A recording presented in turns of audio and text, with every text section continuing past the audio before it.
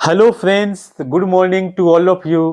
दोस्तों, the civil time के platform पे मैं इंटू कुमार आपको एक बार पुनः स्वागत करता हूं। दोस्तों, जैसे आप सबको पता होगा कि बीपीएससी ने 70th बीपीएससी का एक अपना कैलेंडर इशू कर दिया है। कैलेंडर के हिसाब से अगर हम देखें तो देखिए 70वीं बीपीएससी का 30 सितंबर 2024 को प्रीलिम का एग्जाम होगा और मेंस का एग्जाम हो जाएगा आपका फर्स्ट वीक ऑफ जनवरी 2025। तो दोस्तों, अब बीपीएससी रियली में एक्चुअल कमीशन बन गया है। जैसे यूपीएससी का अपना एक कैलेंडर होता है, एक पैटर्न होता है, और तो ऐसे ही बीपीएससी ने भी अपना एक शेड्यूल, एक कैलेंडर जारी कर दिया है और इसका सिलेबस भी अब पहले से बेहतर हो गया है। इससे पहले क्या होता था कि ऑप्शनल में जो नॉर्मलाइजेशन में बहुत सारे इश्यूज होते थे, कभी किसी सब्जेक्ट को ज़्यादा प्रेफरेंस मिल जाता था, कभी किसी सब्जेक्ट का प्रेफरेंस कम हो जाता था। तो अब इसमें क्या होता था कि थोड़ा सा स्कोर के से कोई कोई सब्जेक्ट वाले लीड लेकर चले जाते थे और किन्हीं का थोड़ा कम बेनिफिट होता था। लेकिन अब जो बीपीसी का जो नई पैटर्न है, बिल्कुल सबके लिए इक्वल प्लेटफॉर्म है। अब सभी लोग इक्वल इक्वल प्लेटफॉर्म पे फाइट करेंगे। अब किन्हीं को किसी चीज का कोई इशू नहीं होना चाहिए। सबसे बड़ी बात, जो बीपीसी के जो चेयरमैन है अतुल प्रसाद जी, उनको सैल्यूट सलाम करते हैं कि उन्होंने कम से कम एक एक टाइम ड्यूरेशन तो फिक्स कर दिया, एक कैलेंडर उन्होंने जारी कर दिया जो सबके लिए बेनिफिशियल है।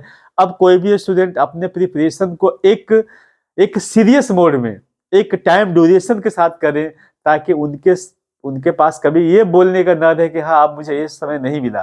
तो दोस्तों देखिए, खुश होने के साथ साथ एक चैलेंज भी हुआ है कि अब ये टाइम ड्यूरेशन में अगर आप पूरा नहीं करेंगे तो फिर अब किसे ब्लेम करेंगे। तो देखिए यहाँ पे, ये देखिए 30 सितंबर का लगभग, अब अभी आपके पास नया साल आने वाला है, अब कुछ दिन ही बचे हुए हैं। अतः हम लोग को अपने आप से एक प्रे कर ही लेना चाहिए कि कमिंग न्यू ईयर में कुछ अचीव कर ले। जो भी आपको गोल्स हैं, जो चाहते हैं कि बिहार के सिस्टम में जा करके कंट्रीब्यूट करे, एक जो बैकवर्ड स्टेट है इसके स्टेटस को थोड़ा सा चैलेंज करे और एक डेवलप स्टेज में ले जाए। तो देखिए, जो कमीशन होती है, कमीशन सरदार पटेल जी का कहा गया था, कोटेशन है कि देखिए, या तो जो सिविल सर्विसेज किसी भी देश के, या उन्होंने भारत के कॉन्टेक्स्ट में कहा था कि सिविल सर्विस भारत का स्टील फ्रेम है। अगर आप चाहते हैं कि भारत एक विकसित, एक अच्छा नेशन बने, जो अपने जैसे सामाजिक विकास में जो भी मापदंड को प्राचीन में हमारा था, हमारे हम जो डेवलप थे, उस स्थिति को अगर आप प्राप्त करना चाहते हैं तो जो भी एडमिनिस्ट्रेटर है, जो भी कमीशन है, कमीशन को सामने आना पड़ेगा, उनको ईमानदारी से काम करना पड़ेगा। तो देखिए, अगर आप चाहते हैं कि बिहार एक विकसित राज्य बने तो जो भी सिविल सेवक हैं राज्य के, उनकी जिम्मेदारी बढ़ जाती है। तो अगर आप चाहते हैं कि डेवलप हो तो इस सिस्टम का हिस्सा बनिए। इसके लिए आपको पढ़ करके सिस्टम में, देखिए, जो कम समय में जाते हैं उनको ज्यादा समय मिलता है काम करने के लिए। तो जो अगर 20 22 या 25 साल में अगर बन जाते हैं तो ज्वाइंट सेक्रेटरी लेवल तक पहुंच सकते हैं, जिनसे मुख्यमंत्री है ना, प्रत्येक दिन कम से कम 2 4 बार इंटरेक्ट करते होंगे हर इशूज पे। तो देखिए, मेरा यही मानना है कि अगर आप बिहार के लिए सोच रहे हैं, इनके सिस्टम में आना चाहते हैं, तो सबसे बड़ी आपकी सबसे बड़ी आपकी यही है, चैलेंज है कि आप इस सिस्टम का हिस्सा बन जाइए। तो देखिए, 70वीं बीपीएससी बिल्कुल नजदीक है, आप इनके प्रिपरेशन में लग जाइए। तो देखिए, अगर अभी देखा जाए नए बीपीएससी के कैलेंडर के हिसाब से 30 सितंबर मतलब जनवरी फरवरी मार्च अप्रैल मई जून जुलाई अगस्त सितंबर, मतलब लगभग you have you have about 9 month 9 month for prelim. और मेंस के लिए कितना होगा, 9 महीने, और फिर सितंबर अक्टूबर नवंबर दिसंबर, मतलब 3 महीने और मेंस के लिए लगभग 12 मंथ है। और एक बात बता देते हैं दोस्त, जो बीपीएससी ने जो नया अपना पैटर्न अपनाया है, अगर इनमें अगर आपका मेंस का प्रिपरेशन नहीं है तो आप बाराती बन के जाइएगा।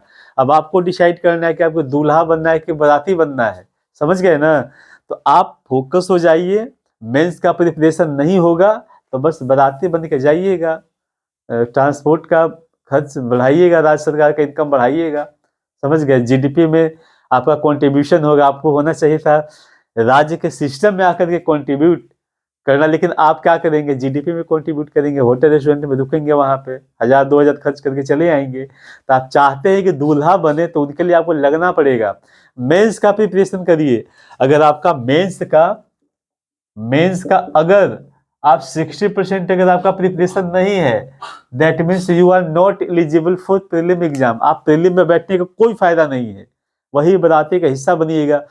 और ये मान लीजिए ये भी कि जिनका अगर मेंस का 60% प्रीलिम का तैयारी है, सॉरी मेंस का, उनका प्रीलिम रुकेगा भी नहीं। तो इसीलिए मेरा मानना है कि जो मेंस का तैयारी करिए, जो भी कोर सब्जेक्ट है, जो स्टैटिक पोर्शन है, उन पे मेहनत करिए। जैसे आपका हिस्ट्री हो गया, ज्योग्राफी, पॉलिटी, साइंस, इनमें आपको कमांड होना चाहिए इतना कि अगर जैसे प्रीलिम का, खैर अब तो बात है मेंस का ही करिए। एक मेंस की एक कॉन्सेप्ट आपका 5 से 6 आपका प्रीलिम का क्वेश्चन आपको सही करवा सकता है। 100 ऑब्जेक्टिव 1000 ऑब्जेक्टिव करने के बाद भी गारंटी नहीं है कि एक आप मेंस का क्वेश्चन लिख लें।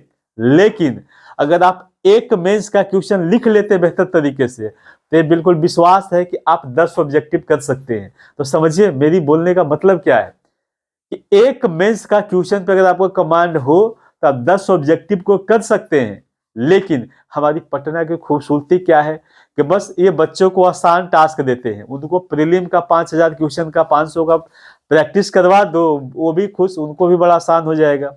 बाकी जो संस्थान है उनका बड़ा आसान है ना, रोज 200 ऑब्जेक्टिव दे दिए आपको, करते रहिए, आप भी खुश, ये भी खुश, आपको भी लग रहा है कि 200 में मेरा कभी 115 120, उससे कोई फायदा नहीं है। जब तक अगर आपका मेंस लेवल का प्रिपरेशन नहीं होगा, माथा पटकते रह जाइए, पटकते रह जाइए, पटकते कुछ नहीं होने वाला है। इसीलिए अगर आप चाहते हैं कि आपका पूर्णतः रिजल्ट हो, फाइनल सिलेक्शन हो, तो मेंस में लग जाइए। आपका आंसर देखिए, एक बात मान लीजिए, किसी भी स्टूडेंट का सिलेक्शन होता है मेंस में, इंटरव्यू में सिर्फ रैंक डिसाइड होती है कि आप क्या बनिएगा, एसडीएम बनिएगा या फिर वीडियो बनिएगा, वो आपका इंटरव्यू डिसाइड करती है।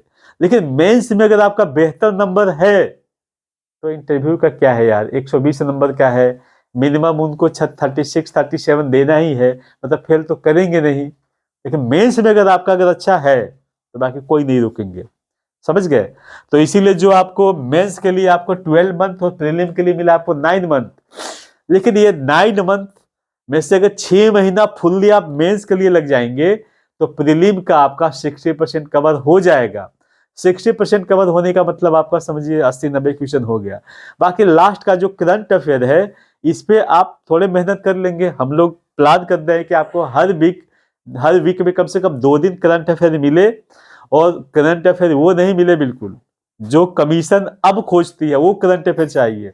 पहले सिर्फ जनरल साइंस पूछे जाते थे, लेकिन अब साइंस टेक पूछती है। मतलब अब साइंस टेक होने का मतलब जो नए नए जो इन्वेंशन हो रहे हैं, उन इन्वेंशन का ह्यूमन डेवलपमेंट में क्या रोल है, इनको हमको देखना है, समझ गए ना।